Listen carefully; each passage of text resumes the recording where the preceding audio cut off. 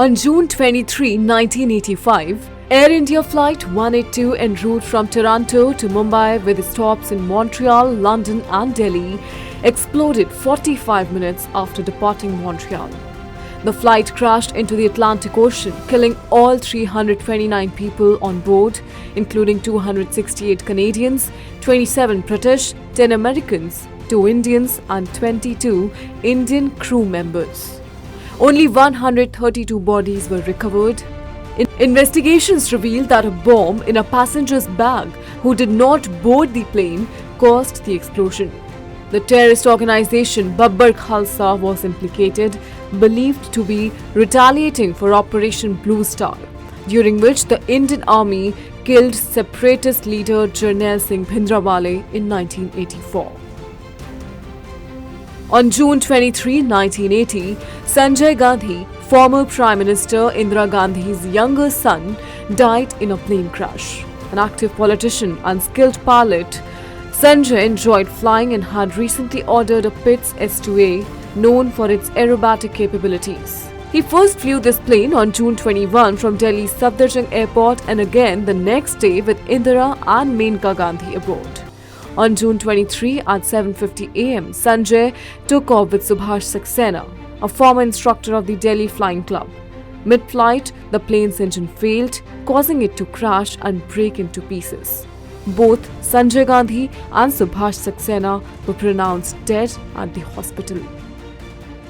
On June 23, 1953, Shyama Prasad Mukherjee, a prominent Indian politician, educationist and founder of the Bharatiya Jana Sangh, died at the age of 51.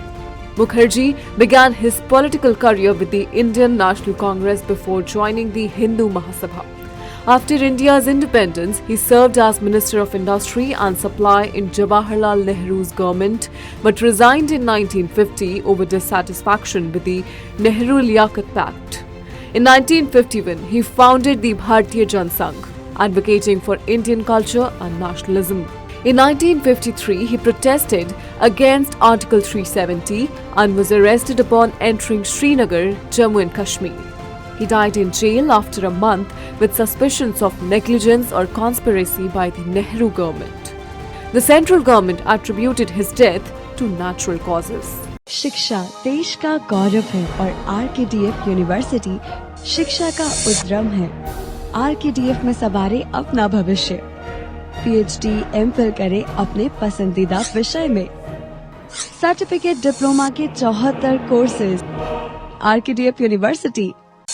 RKDF में सवारे अपना भविष्य। PhD, MPhil करें अपने पसंदीदा विषय में। सर्टिफिकेट डिप्लोमा के 74 कोर्सेज केवल आरकेडीएफ यूनिवर्सिटी में। RKDF university. आरकेडीएफ में सवारे अपना भविष्य। सर्टिफिकेट डिप्लोमा के 74 कोर्सेज केवल आरकेडीएफ यूनिवर्सिटी में। RKDF university. आरकेडीएफ यूनिवर्सिटी में एडमिशंस ओपन। आरकेडीएफ यूनिवर्सिटी भविष्य को लेकर परेशान है? आरकेडीएफ यूनिवर्सिटी है इसका हल। पीएचडी, एमफिल किसी भी विषय में। डिप्लोमा के अनेक अवसर है। आरकेडीएफ यूनिवर्सिटी में admissions open. RKDF university. Education glorifies nation. The Althing, the world's oldest parliament, was established on June 23, 1903 in Iceland. Historically, Icelanders gathered to discuss and resolve issues, leading to the formation of a law council that created laws, settled disputes and delivered justice. Initially, the council met annually in June for 2 weeks, with decisions made by majority vote. Despite interruptions during foreign occupation, the Althing is still active today. The first parliamentary election occurred in 1844, granting voting rights to men over 25, with women gaining the right to vote in 1915. Today, the Althing governs all of Iceland's affairs.